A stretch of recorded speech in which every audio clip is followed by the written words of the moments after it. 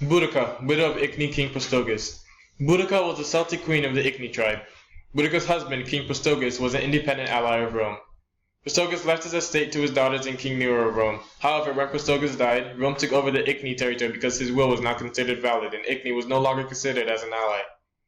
Boudica resisted the land being taken but was flogged and her daughters were raped. Boudica organized a revolt against Rome and destroyed Camulodunum, a Roman principal town, Londinium, and Verulamium in 6061. Thousands of Roman citizens of Britain were killed in a massacre. The battles of Camulodunum and Verulamium. Ninth Legion commanded by Quintus Petilius Cyrillus tries to relieve siege at Candolonium, where Roman soldiers had retreated to a temple honoring the late Claudius. Boudica's army defeats the Ninth Legion. Quintus Petilius Cyrillus and some of his cavalry survived and retreated. Londinium and Verulamium are burned to the ground. Boudica was defeated by Roman governor Gaius Suetonius Paulinus at the Battle of Watling Street in 61.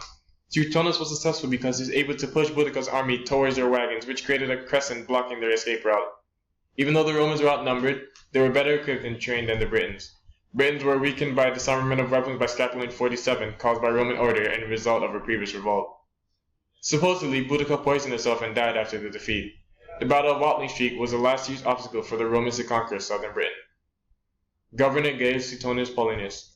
Suetonius was a Roman general who served under Nero and was instrumental to the defeat of the rebellion of Boudica. Suetonius became the governor of Britain in 58 after Quintus Verenius died.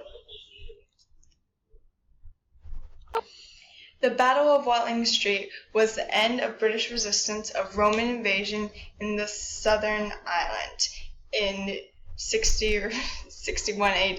The Romans were outnumbered, but there were heavy losses to the indigenous people of Iceni.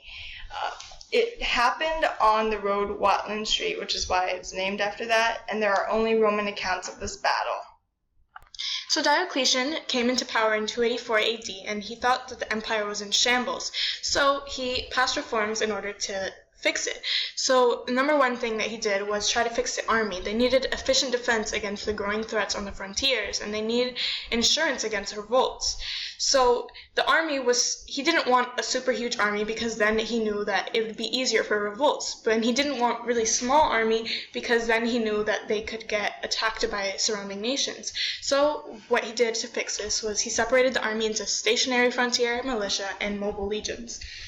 For the government, he divided the government into Latin-speaking in the west and Greek-speaking in the east because the empire was too large for one emperor to defend, especially when they were being all attacked. And he increased the taxes, and to ensure that there's going to be a stable tax base, people had to do the same jobs as their parents.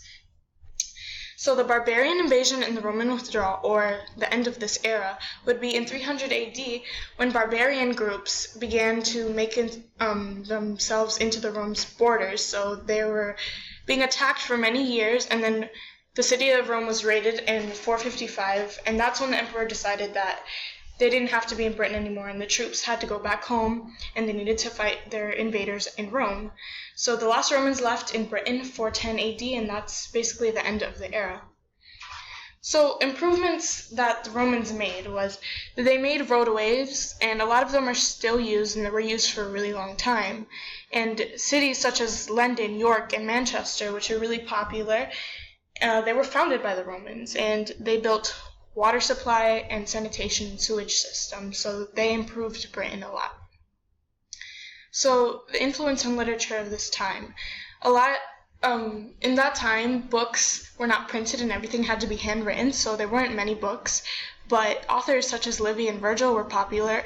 The poor people knew who they were just by listening to wealthy people talk about them.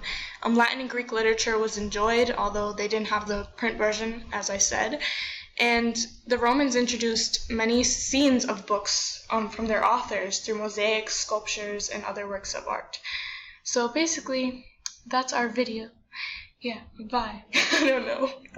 Have anything to say, Emily? No. Okay, bye!